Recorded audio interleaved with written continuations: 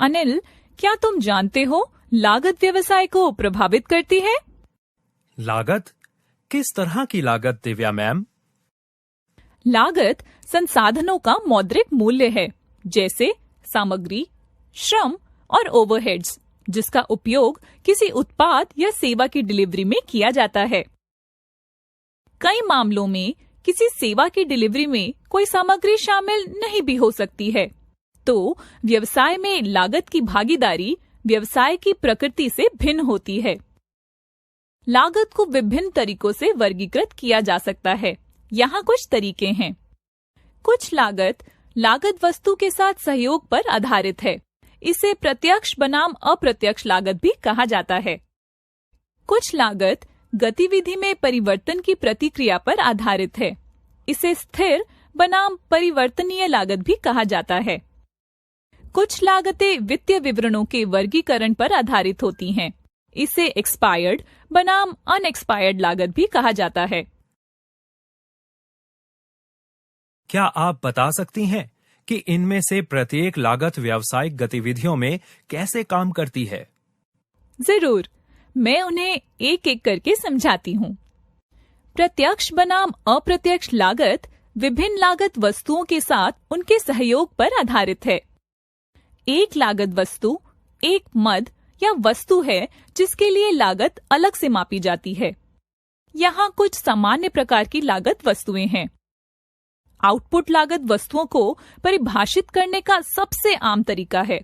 यह एक व्यवसाय के आउटपुट पर आधारित है, क्योंकि एक व्यवसाय अपने आउटपुट के उत्पादन या निर्माण की लागत जानना चाहेगा। ऑपरेशनल व्यवसाय के भीतर एक विभाग या एक विशिष्ट ऑपरेशन या प्रक्रिया पर आधारित है। उदाहरण के लिए, कोई व्यवसाय ग्राहक सेवा कॉल की लागत को माप सकता है। व्यावसायिक संबंध व्यवसाय के बाहर एक इकाई पर आधारित है। उदाहरण के लिए, लागत प्रत्येक आपूर्तिकर्ता या ग्राहक के लिए एकत्र की जा सकती है। प्रत्यक्ष लागत वे हैं जो लागत वस्तु या वस्तुओं से सीधे और आसानी से पता लगाए जा सकते हैं। अप्रत्यक्ष लागत वे हैं जो आर्थिक रूप से किसी लागत वस्तु के लिए निर्धारित नहीं किए जा सकते हैं और इसलिए इन लागतों को एक लागत वस्तु या वस्तुओं को आवंटित किया जाना चाहिए। इससे पहले हमने राजू ठेले वाले के कारोबार के बारे में चर्चा की थी। उनके मामले में लागत वस्तु कैसे काम करती है मैम? हाँ, जब राजू ठेले वाले की बात आती है तो लागत वस्तु कई मायनों में काम कर सकती है। राजू ठेले वाले के लिए लागत वस्तु मौसमी सब्जियां और गैर मौसमी सब्जियां या बीन्स या भिंडी जैसी हरी सब्जियां, आलू या गाजर जैसी जड़ सब्जियां और अन्य प्रकार की सब्जियां हो सकती हैं। अगर वह फल भी बेचना शुरू कर दे तो लागत वस्तु सब्जियां और फल हो सकते हैं। फल और सब्जियों की लागत प्रत्यक्ष लागत है, क्योंकि उन्हें क्रमशः दो लागत वस्तुओं फल और सब्जियों से पता लगाया जा सकता है। बता दें कि राजू ठेले वाला सर्दियों के दौरान चाय खरीदता है और गर्मी के दिनों में नींबू पानी अपने ठेले पर काम करते समय। चाय और नींबू पानी की लागत अप्रत्यक्ष लागत है, क्योंकि उनकी लागत को दो लागत वस्तुओं फल और सब्जियों पर वापस नहीं पाया जा सकता है। इसलिए चाय और नींबू पानी की लागत को दो लागत वस्तुओं के लिए आवंटित किया जाना चाहिए। एक निश्चित बनाम परिवर्तनीय लागत भी है। यह कैसे काम करता है मैम? चलिए मैं बताती हूँ कि कैसे। यह समझने के लिए कि आउटपुट के साथ लागत कैसे बदलती है, यह एक निश्चित बनाम परिवर्तनीय लागत के रूप में लागतों को वर्गीकृत करने के लिए उपयोगी है। वे लागतें जो उत्पादन स्तर में परिवर्तन की परवाह किए बिना अल्पावधि में भिन्न नहीं होती हैं, उन्हें निश्चित लागत कहा जाता है। उत्पादन स्तर के साथ बदलती लागत को परिवर्तनीय लागत कहा जाता है। राजू ठेले वाले के लिए उसकी ठेले की लागत तय है, क्योंकि यह इस बात पर निर्भर नहीं करता है कि वह कितने फल और सब्जियां बेचता है। चाय और नींबू पानी की लागत भी तय है, क्योंकि वे इस बात पर निर्भर नहीं करते हैं कि वह कितने फल और सब्जियां बेचता है। बेचे जाने वाले फलों और सब्जियों की लागत परिवर्तनशील होती है, क्योंकि यह इस बात से भिन्न होती है कि वह कितने फल और सब्जियां बेचता है। एक्सपायर्ड बनाम अनएक्सपायर्ड लागत के बारे में क्या? यह व्यवसाय में कैसे काम करता है मैम? एक्सपायर्ड बनाम अनएक्सपायर्ड लागत गणना यह जांचने में मदद करती है कि पूंजी का उपयोग कैसे किया जा रहा है। यह निर्धारित करने के लिए कि कोई लागत बैलेंस शीट या आय स्टेटमेंट पर दिखाई देनी चाहिए, लागत को एक्सपायर्ड बनाम अनएक्सपायर्ड लागत के तरीके से सोचना उपयोगी है। एक्सपायर्ड लागत वे है जो पूरी तरह से भस्म हो गए हैं या उन लाभों से जो व्यवसाय द्वारा प्राप्त किए गए हैं। अनएक्सपायर्ड लागत वे हैं जो अभी तक पूरी तरह से उपभोग नहीं किए गए हैं और उनका कुछ अवशिष्ट मूल्य है। यदि आप P&L स्टेटमेंट को देखते हैं तो आप देखेंगे कि सभी खर्चों की अवधि समाप्त हो चुकी लागतों के रूप में दर्शाई गई है, जबकि बैलेंस शीट पर परिसंपत्तियां अनपेक्षित लागतों का प्रतिनिधित्व करती हैं। राजू ठेले वाले के मामले में बेचे जाने वाले फलों और सब्जियों की लागत एक्सपायर्ड लागत है, क्योंकि वे बेची गई वस्तुओं की लागत के रूप में दिखेंगी, जिसे P&L स्टेटमेंट पर COGS कहा जाता है। फलों और सब्जियों की लागत जो अभी तक बेची नहीं गई हैं, वे अनएक्सपायर्ड लागत है, क्योंकि वे बैलेंस शीट पर इन्वेंट्री के तहत दिखाएंगे। उनके ठेले का वार्षिक मूल्यह्रास लागत एक्सपायर्ड लागत है और इसलिए P&L स्टेटमेंट पर दर्ज किया जाएगा। उनके ठेले का मूल्यह्रास लागत का शुद्ध मूल्य अनएक्सपायर्ड लागत है और इसलिए बैलेंस शीट पर दर्ज किया जाएगा। बैलेंस शीट पर हर साल वार्षिक मूल्यह्रास लागत से ठेले की अनएक्सपायर्ड लागत कम हो जाएगी। यदि हम ठेले के लिए 10 साल की उपयोगी और 10,000 रुपए की प्रारंभिक लागत मानते हैं, तो इसकी 1 साल की अनएक्सपायर्ड लागत 9,000 रुपए होगी, 2 साल के बाद 8,000 रुपए और इसकी अनएक्सपायर्ड लागत 10 साल बाद 0 हो जाएगी। क्या किसी व्यवसाय के सभी इनपुट को बिक्री योग्य आउटपुट में बदला जा सकता है? हाँ, बिल्कुल। मैं आपके लिए रूपांतरण की डिग्री विस्तृत करती हूँ। लगभग सभी व्यवसाय बिक्री योग्य आउटपुट में इनपुट को परिवर्तित या संशोधित करते हैं। इनपुट में आमतौर पर कच्चे माल, श्रम और ओवरहेड्स होते हैं। रूपांतरण की लागत एक व्यवसाय द्वारा किए गए रूपांतरण की डिग्री पर निर्भर है। आप रूपांतरण के 3 डिग्री के बारे में सोच सकते हैं: निम्न, मध्यम और उच्च।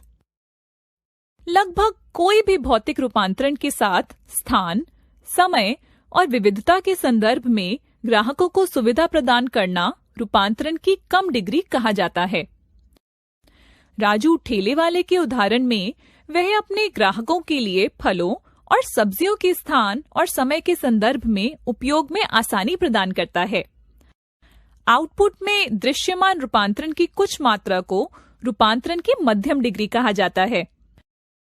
उदाहरण के लिए, राजू ठेले वाला अनावश्यक पत्तियों, जड़ों और डंठल को हटाता है, धोता है और फलों और सब्जियों को अपने ग्राहकों को बेचने से पहले प्लास्टिक में पैक करता है। इनपुट से आउटपुट में एक बड़ा परिवर्तन रूपांतरण की उच्च डिग्री कहा जाता है। इसका एक उदाहरण बजाज मोटर्स या हीरो मोटोकॉर्प जैसी 2 व्हीलर कंपनी होगी। वे धातु, प्लास्टिक और कांच से बने 2 पहिया वाहनों के विभिन्न भागों से युक्त इनपुट लेते हैं और इसे 2 पहिया वाहनों को मोटर में परिवर्तित करते हैं। Reliance fresh, D mart, big बाजार जैसी रिटेल कंपनियों के पास रूपांतरण की मध्यम से कम डिग्री है। Bajaj auto, hero MotoCorp, Amul, Asian paints या बॉम्बे डाइंग टेक्सटाइल्स जैसी विनिर्माण कंपनियों में उच्च स्तर का रूपांतरण होता है।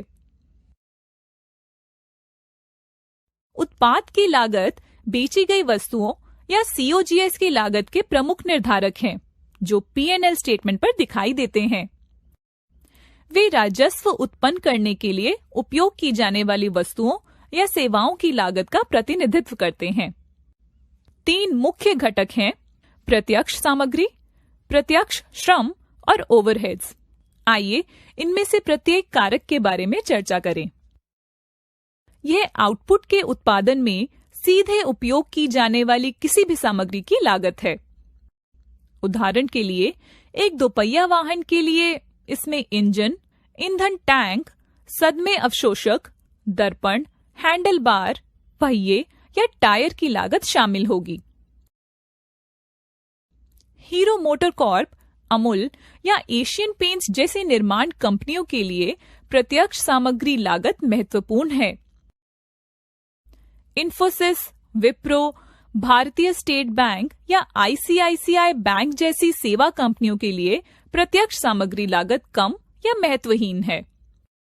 प्रत्यक्ष श्रम लागत एक उत्पाद के निर्माण या सेवा प्रदान करने में शामिल व्यक्तियों की लागत को संदर्भित करता है।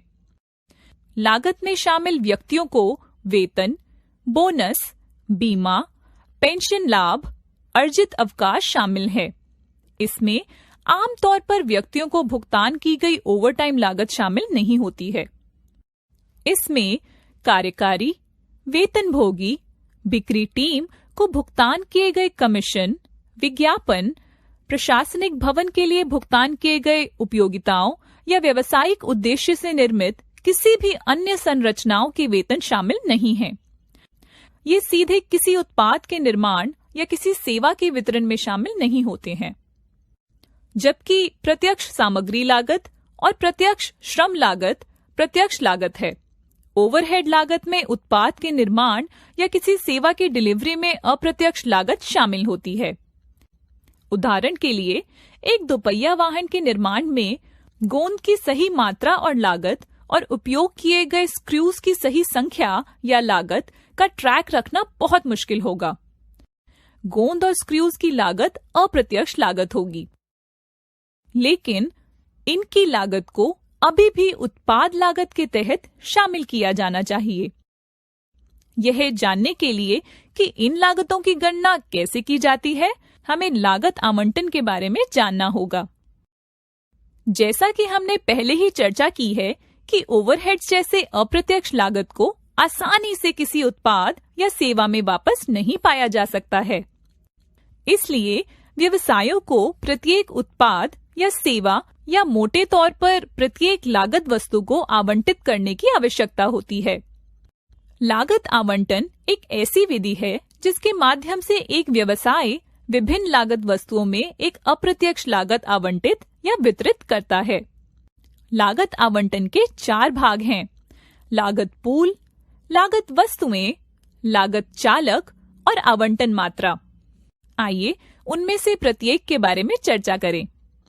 लागत पूल, यह कुल अप्रत्यक्ष लागत है जिसे लागत वस्तुओं में आवंटित करने की आवश्यकता है। आइए उनमें से प्रत्येक के बारे में चर्चा करें। लागत ऑब्जेक्ट, जैसा कि हम पहले से ही जानते हैं, प्रत्यक्ष और अप्रत्यक्ष लागत में विभाजित है। लागत ड्राइवर को कुछ गुण या विशेषता के रूप में परिभाषित किया गया है जिसे हम प्रत्येक लागत वस्तु के लिए माप सकते हैं। आवंटन की मात्रा सभी लागत वस्तुओं में लागत चालक राशियों का समुच्चय है। लागत आवंटन के चरण ओवरहेड दरों द्वारा निर्धारित किए जाते हैं। ओवरहेड दर आवंटन वॉल्यूम द्वारा विभाजित लागत पूल में राशि है। लागत का आवंटन जानने के लिए प्रत्येक लागत वस्तु में लागत चालक इकाइयों की संख्या से ओवरहेड दर को गुणा करें।